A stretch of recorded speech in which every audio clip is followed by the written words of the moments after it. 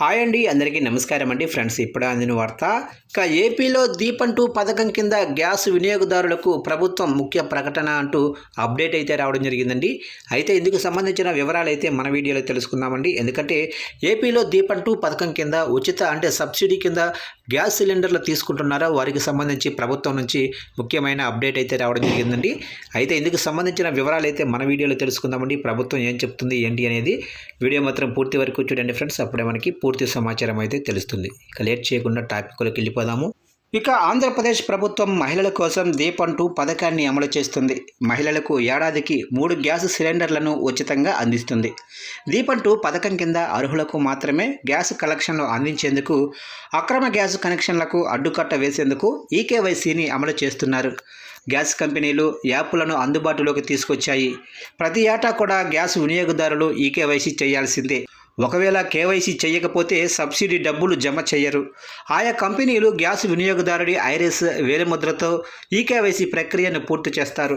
ప్రతి ఏటా వినియోగదారుల వివరాలను గ్యాస్ కంపెనీలు ఆన్లైన్లో అప్డేట్ చేస్తాయి. అంతేకాదు, ఇంటి దగ్గరకు సిలిండర్లు డెలివరీ చేసే ఆటో వాలాల ద్వారా లేదంటే నేరుగా ఏజెన్సీ దగ్గరకు వెళ్ళి ఈకేవైసీ చేయించుకోవచ్చు.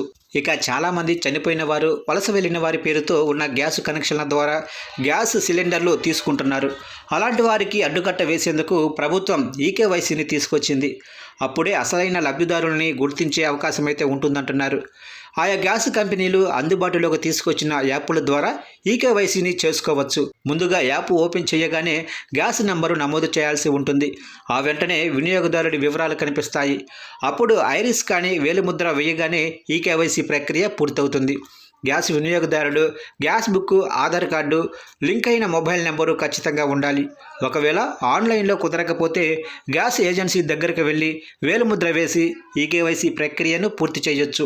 ఇక ఏపీ ప్రభుత్వం దీపం 2 పథకానికి సంబంధించిన లబ్ధిదారులు కూడా ఈకేవైసీ ప్రక్రియ పూర్తి చేయాలని సూచించింది.